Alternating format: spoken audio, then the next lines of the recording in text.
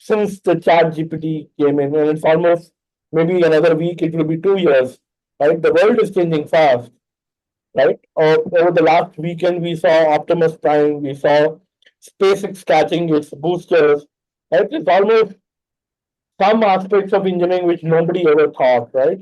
We've seen AI becoming a household word. Just yesterday, there was a conversation between the chairman of Reliance and the chairman of NVIDIA.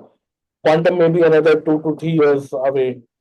As an investor, as an operator whose work is about predicting future, what do you think all of this means for businesses, government and countries, and maybe even for I mean, mankind? first of all, I'd say that 2024 is a special year. Like 20 years ago when we graduated, and a few years later when I was working in startups, I heard this Peter Thiel quote where he said, "We wanted flying cars, and what we got was just 140 characters," and he was referring to Twitter. But then we do have autonomous cars and flying cars. Some YC startups apparently are working on it. So 20 years ago, it felt like the progress in science had slowed down. And in the early 1920s, 30s, 40s, like tremendous amount of progress has happened. So what I would say in 2024, what has happened is that usually when you and I just go on with like general day-to-day life, we are only talking about things that are in business, technology, in our day-to-day operations, right? But I think this year there are some profound scientific changes that are happening, that are coming up. So what I would say from my perspective, answering your question is that I mean, as an investor, any great investor that I follow, they don't predict the future, right? So what they do instead is not get caught in the mental model that they had the last 15 years. Like, for instance, one thing I can tell you is like 15 years ago, I built a consumer startup. And then since 2011, I've been only looking at P2P. But 2023, 2024, I'm starting to look back at consumer and then say, oh, you know what? Like, even in consumer, you can do new things because some of the things that you said, like, the underlying technology has changed. A lot of underlying science is creating breakthroughs. Who would have thought that, there would be a Nobel Prize for AI chemistry, right?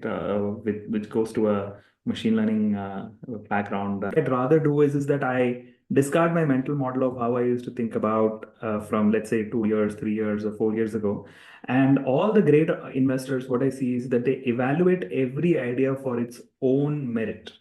They don't do pattern matching. There's a common myth that says that investors are looking for pattern matching. They are saying, are you e-commerce of this or you're Uber of that and things like that.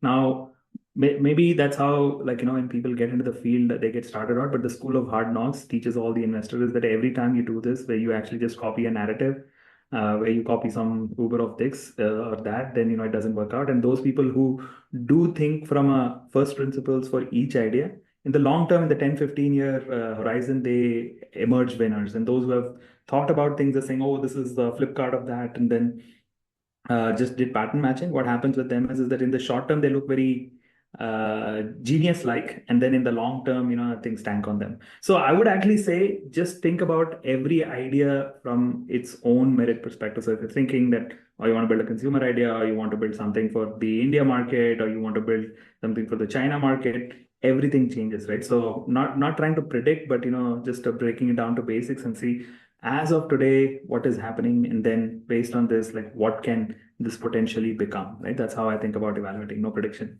Prediction always has not worked.